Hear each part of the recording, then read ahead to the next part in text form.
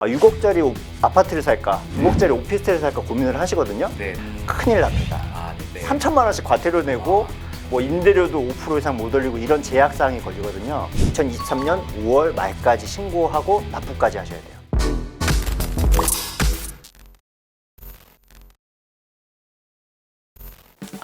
안녕하세요. 지식이 되고 돈이 되는 시간 세미정의 부동산 클래스, 세미정의 정재훈입니다. 오늘 주제는 아마 구독자분들이 정말 궁금해하실 주제일 것 같아요. 바로 부동산 세금인데요. 부동산 세금의 모든 것을 알려주실 진진 세무회계법인의 이승현 회계관님 모셨습니다. 안녕하세요. 네, 안녕하세요. 저는 부동산 세금을 전문으로 하고 있는 진진 세무회계사무소의 이승현 회계사라고 합니다. 부동산 세금 관련해서 2년 전에 한번 여기 출연을 했었었는데요. 네. 또 이렇게 불러주셔서 감사드리고, 오늘도 부동산 세금 관련해서 어렵지만 꼭 아셔야 되는 내용들 쉽게 설명드릴 수 있도록 하겠습니다. 자, 그 사이에 이제 부동산 세법이 좀 많이 바뀌었다고 들었거든요. 자, 어떤 게 주로 그쵸. 바뀌었나요? 이 부동산 세금이 어려운 이유가 한 번 공부해서 끝나지 않는다는 점이에요. 계속 바뀌기 때문에 제가 2년 전에 여기 출연했을 때도 네. 부동산 가격이 계속 오르고 있던 시절이기 때문에 뭐 중과세도 들어오고 여러 가지 세금이 다 올라가는 추세였거든요. 네네. 그러다 보니까는 뭐 팔지도 못하고 사지도 못하고 그런 세금 체제 하에 있다가 이제 정부가 바뀌면서 되게 완화적인 부동산 세금 정책을 피고 있어요. 그래서 그러다 보니까 다시 어려운 내용을 아시던 분들이 이제 쉬운 내용으로 바뀐 거를 또 업데이트를 하셔야 되는 그런 상황이 됐고, 또 세금이 완화된 부분이 있긴 한데 아직도 예전 세금 그대로인 중과세가 적용된다든지 이런 부분들도 아직 있기 때문에 네. 뭐가 어떻게 바뀌었는지 지금 현재 적용되는 세법이 뭔지 이런 것들을 좀 명확하게 아셔야 재산상의 손해를 보지 않는 그런 상황이라고 볼 수 있죠. 네, 알겠습니다. 자, 그럼 일단 우리 부동산 절세 기본은 부동산 세금의 종류부터 일단 알아보는 게 가장 기본일 것 같아요. 그쵸. 꼭 알아야 될 그런 부동산 세금 한번 좀 정리 좀 한번 해주시겠습니까? 네, 오늘 방송을 보시는 분들이 뭐 부동산을 많이 거래해 보시거나 공부를 해 보신 분들이 아닌 분들이 사실 더 많을 거예요. 그러다 보니까 내가 부동산을 뭔가 이제 집을 한 채 사볼까? 라고 했을 때 이게 샀을 때 어떤 세금들이 뒤에 따라서 부과가 되고 뭘 조심해야 되는지 이런 것들을 모르고 계신 분들이 많고, 이걸 몰랐을 때 금액이 크다 보니까 크게 재산상 손실을 보실 수 있는 부분들이 많아요. 그래서 이런 부동산을 취득해서 팔 때까지 어떤 세금 종류가 있는지 이런 것들은 좀 기본적으로 체크를 해 두실 필요가 있는데, 가장 먼저 부동산을 내가 산다 라고 했을 때 우선 취득세가 나옵니다. 취득세. 살 때부터 세금이 나오는데 이 취득세는 좀 특징이 있어요. 어떤 특징? 몇 가지 특징을 알아두실 필요가 있는데요. 첫 번째는 비싼 집일수록 취득세가 비쌉니다. 어떻게 보면 당연한 내용인데 이 그냥 금액 비례해서 늘어나는 정도가 아니라 세율 자체가 올라가요. 아, 정말요? 예. 누진뿐만 아니고 세율 자체가 올라간다고요? 예, 그래서 우리가 금액으로 6억 원 이하의 주택을 살 때는 취득세가 1%입니다. 1%. 네. 근데 6억 원에서 9억 원 사이에서는 세율이 1에서 3%로 이렇게 올라가요. 그러면 비율적으로. 중간인 7.5억이 이제 2% 취득세가 되겠죠. 그리고 9억이 넘어가면 이제 3% 취득세가 됩니다. 그리고 취득세라고 하면은 저희가 단순히 이제 1에서 3%요 취득세만 얘기하는 게 아니고, 실제 취득세 고지서에는 지방소득세랑 농어촌 특별세라는 게 포함이 돼 있어요. 그걸 우리가 흔하게 그냥 취득세라고 부르거든요. 이 지방소득세는 취득세의 10%에 해당하는 세금이 나옵니다. 그러니까 1%면 1.1% 그쵸. 이렇게 봐야 되겠네요. 3%면 3.3%. 그것도 늘어나게 되는 거죠. 그리고 이제 농어촌 특별세라는 거는 대형 주택을 살 때만 붙어요. 대형 주택이면 국민주택 규모 이상? 맞습니다. 우리가 8호. 국민주택 규모라고 얘기하는 전용 8호제곱미터 그게 이상 초과가 되면은 이제 0.2%의 농어촌 특별세가 붙는데요. 0.2%요? 뭐 우리가 그냥 얘기할 때는 뭐 32평형 이렇게 얘기하잖아요. 그게 국민주택 규모다라고 보시면 되고, 그게 넘어가면은 이제 0.2%가 더 붙는다라고 보시면 되는데, 그럼 계산을 한번 해볼까요? 네네. 저희가 6억 원짜리 32평 국민주택 규모 주택을 샀다라고 생각하면 6억 원이면 취득세가 1%, 1% 그리고 거기에 지방세가 0.1%, 1.1%. 농특세는 안 붙겠죠. 안 붙고. 그렇게 되면은 660만 원의 취득세가 나오죠. 네네. 그래서 6억이면 660만 원 이렇게 생각하시면 되는데, 내가 조금 더 비싼 집을 사고 싶어. 9억짜리 집을 사고 싶어. 9억짜리. 네. 그럼 아까 취득세 몇 프로였죠? 3%까지 가는 맞아요. 거죠. 9억 네네. 넘어가면 3%이기 때문에 3.3%. 맞아요. 네. 농특세는 빼더라도 3.3%면 2,970만 원이에요. 2,970만 원. 네. 와. 6억은 660만 원. 네네네. 9억은 2,970만 원. 2,970만 원. 좀 그러니까 많이 차이가 나네요. 거의 한 5배? 4배, 5배 정도 차이가 나니까 비싼 집을 샀을 때 3억 원 올랐을 뿐인데 네. 취득세가 확 올라가는 그런 결과가 돼서 비싼 집일수록 취득세가 비싸다라는 점을 기억을 하시면 좋을 것 같고요. 또 내가 취득하는 부동산의 종류에 따라서 취득세율이 다릅니다. 예를 들면요. 오피스텔? 그렇죠. 제가 아까 말씀드린 건 주택이에요. 네. 우리가 말하는 아파트, 뭐 빌라, 다세대, 다가구 이런 것들인데 네네. 오피스텔이나 네. 토지, 상가, 오피스텔은 우리가 주택으로도 쓸 수가 있잖아요. 그렇죠. 그래도 취득세가 훨씬 비싸요. 취득할 때는 주택으로 안 보는 거군요. 네, 지방세, 농특세까지 합치면 네. 오피스텔은 4.6%입니다. 4.6%요. 네. 그래서 6억짜리 아파트를 살까, 네. 6억짜리 오피스텔을 살까 고민을 하시거든요. 네네. 근데 간과하시면 안 되는 게 취득세가 아까 아파트는 6억짜리 사면 660만 원이었잖아요. 네. 오피스텔을 사면은 2,760만 원입니다. 아이고, 야. 이거를 예상을 못 하고 있다가 4배가 넘는 취득세를 갑자기 그 잔금날 오피스텔 잔금날 알게 되시면은 네. 자금 계획이 꼬일 수 있잖아요. 그렇죠. 그런 부분도 반드시 알고 물건을 접근을 하셔야 된다라는 거고. 취득세 중과도 있지 않나요? 맞아요. 그 다주택자, 네. 그러니까 주택 수가 많으신 분들, 그리고 아니면 법인으로 주택을 취득하시는 분들은 네. 취득세 중과세가 지금 계속 적용이 되고 있습니다. 지금 아직 그것만 아직 안 풀렸죠. 예. 네. 그래서 뭐 개인 같은 경우는 조정 지역에 두 번째 주택을 사신다. 네. 그러면은 8%, 8%. 예. 1.1%에서 갑자기 8% 넘는 세금을 내게 되시고 조정 지역의 3주택은 12% 취득세를 내세요. 예. 네. 그래서 이게 갑자기 8배, 12배 이런 세금이 되기 때문에 주택을 여러 채 사고 싶다라고 하시는 분들은 아직까지는 이 취득세가 완화가 안 됐어요. 맞아요. 그러다 보니까 굉장히 주의하셔야 되죠. 네. 어떻게 세무사님 보시기에는 좀 완화가 될 거라고 보시나요? 아직 그런 얘기가 좀 없어가지고. 다른 양도세라든지 종합부동산세 이런 것들은 많이 완화가 됐거든요. 근데 취득세가 아직 풀리지 않고 있기 때문에 아무래도 뭐 부동산 가격이 계속해서 이제 보합세를 간다거나 아니면 조금 더 침체가 된다 그러면 정부에서도 이런 부분은 좀 풀어주지 않을까 그렇게 예상을 하고 있습니다. 네, 알겠습니다. 자, 그러면 취득세를 받고요. 네. 이제 그러면 보유했을 때 어떤 재산세도 있죠? 그쵸. 네. 주택을 산다고 이제 끝나는 게 아닙니다. 부동산은 가지고만 있어도 네. 매년 세금을 내야 돼요. 그게 바로 이제 재산세와 네. 종합부동산세인데요. 네. 재산세 같은 경우는 집이 한 채만 있어도 무조건 내시는 거예요. 네. 하지만 종합부동산세는 내가 재산이 많다, 공제액이 있기 때문에 그 공제액이 넘는 다주택자분이나 아니면 고가주택을 가지신 분들만 이제 종부세를 낸다라고 보시면 되는데요. 네. 이 재산세와 종부세의 특징이 하나 있어요. 어떤 특징인가요? 아주 이상한 특징인데 이 재산세와 종부세는 부동산을 6월 1일자에 그 날짜에 갖고 있는 사람이 그 해의 종합부동산세 재산세를 다 냅니다. 그러니까 6월 1일 날 딱 등기부에 딱 찍히는 그 명의인이 이제 그쵸. 세금을 납부한다는 거죠. 그렇죠. 뭐 심지어 내가 5월 말에 사서 6월 초에 뭐 6월 3일 날 팔았다. 그래도 재산세 종부세 1년치를 내가 다 내는 거예요.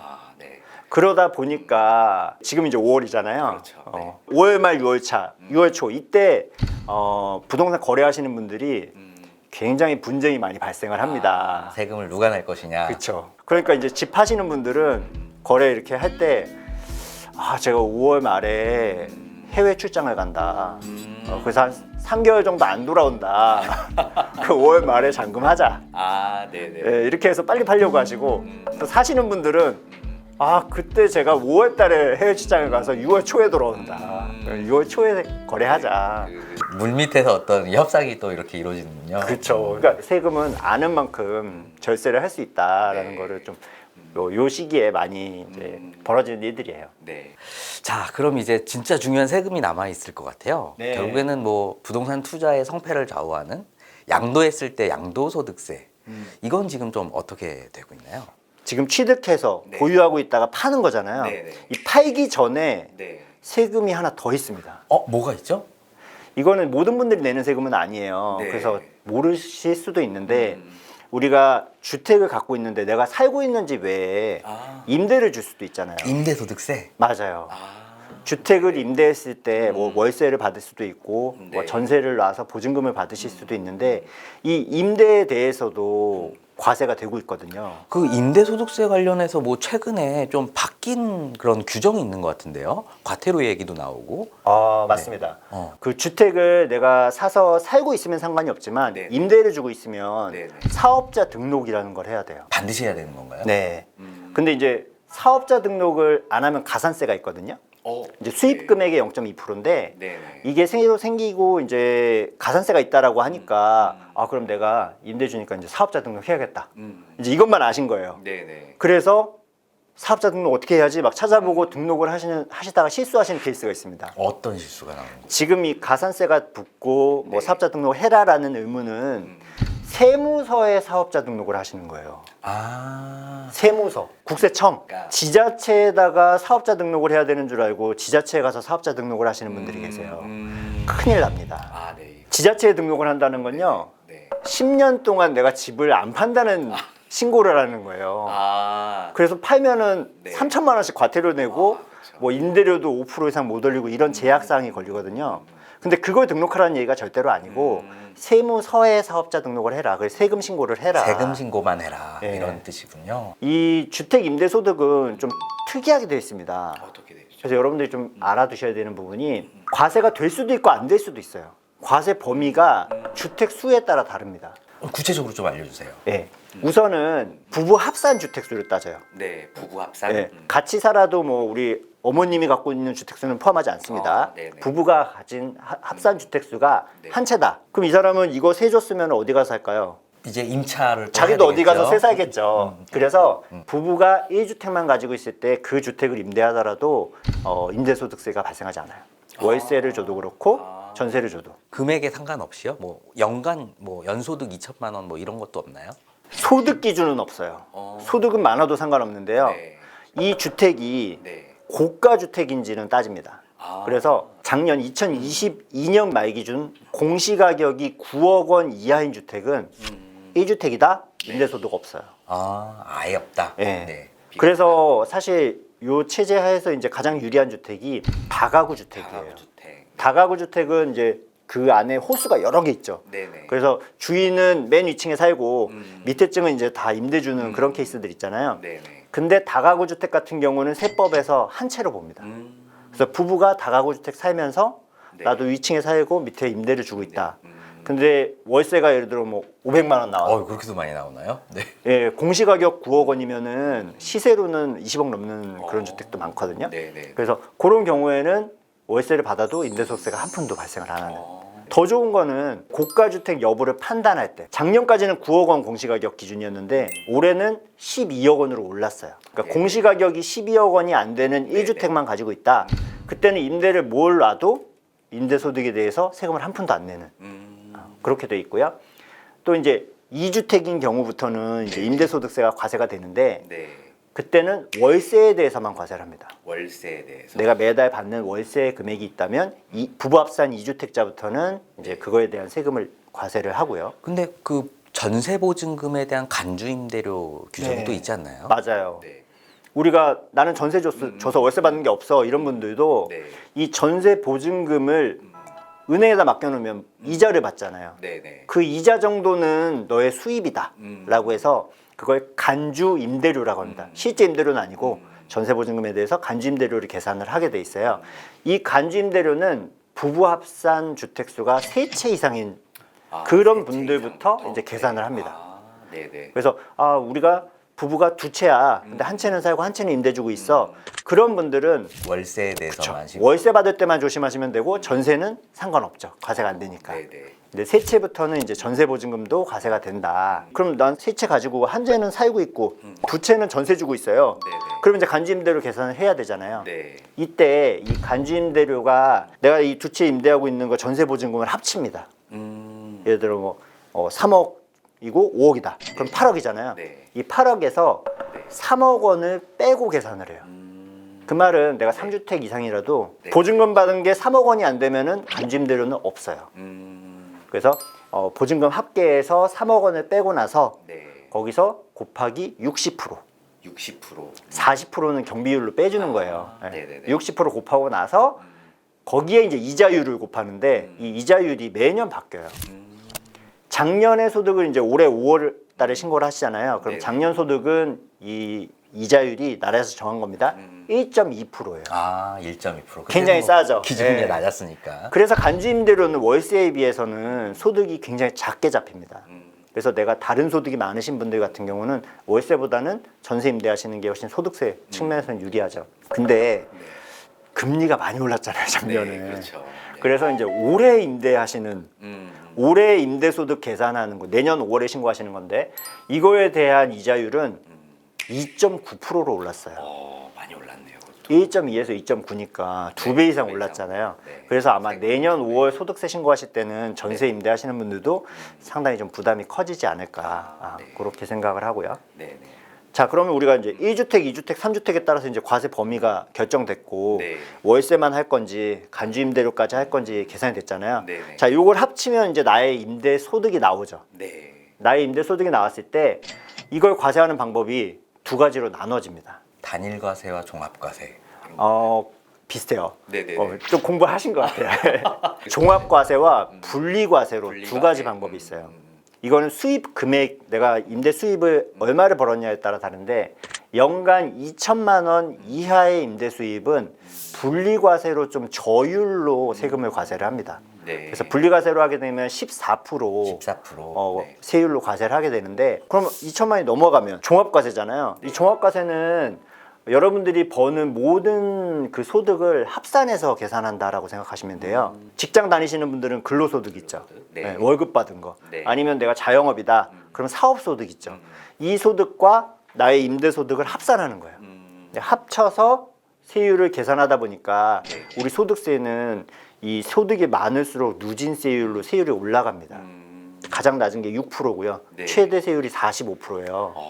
그러다 보니까 이 주택 임대 수입이랑 다른 수입이 있으시면 합산하게 되면 아무래도 세금이 늘어나겠죠. 늘어나겠죠. 네. 그래서 그런 분들 같은 경우는 이 14%의 분리과세를 하시는 게 좋기 때문에 임대 수입을 계산을 하실 때 2천만 원이 안 넘도록 좀 그 설계를 하실 필요가 있어요. 그래서 내가 임대 주는 주택은 예를 들어 배우자랑 공동 명의를 한다든지 그러면은 4천만 원을 받아도 인별로 쪼개면 2천만 원이잖아요.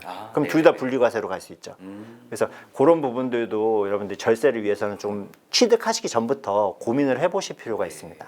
그러면 종합과세 신고를 이제 곧 해야 되죠? 기간? 5월 말까지 이제 네. 2022년도 1월 1일부터 12월 31일까지 번 그 소득에 대해서 2023년 5월 말까지 신고하고 납부까지 하셔야 돼요. 아, 네. 그럼 얼마 안 남았네요. 예, 아마 이 방송이 나갈 때는 얼마 안 남았을 것 같은데 꼭 놓치지 마시고 요새는 그 주택 임대도 네. 전월세 신고제 같은 것들이 네, 다 도입이 있죠. 됐기 때문에 네. 그 임차인분들이 다 신고를 하세요. 확정일자도 받고. 그래서 예전에 신고를 안 했는데 나는 세금 안 냈어. 뭐 이거 안 내도 되는 거 아니야? 이러셨던 분들도 점점점 이게 과세가 노출이 많이 되고 있기 때문에 네. 언젠가 몇 년 후에 몇 년치 안 낸 거 내세요. 과태료까지 내세요. 네. 이런 경우가 발생할 수 있어서 좀 주의하시고 반드시 5월 달에 맞춰서 신고를 하시는 게 중요하다라고 말씀을 드릴게요. 세금은 잘 네. 신고하고 잘 내는 게 또 중요하겠죠? 네, 맞습니다. 네, 굉장히 좋은 정보를 좀 얻었어요. 임대소득세. 네. 자, 이제 마지막 양도소득세가 좀 남았습니다. 그쵸. 네. 이 부동산 세금의 꽃이라고 부릅니다. 네. 이 양도세를 주의하셔야 되는 이유는 세금이 천차만별이에요. 그리고 양도세에서 이제 가장 중요한 거.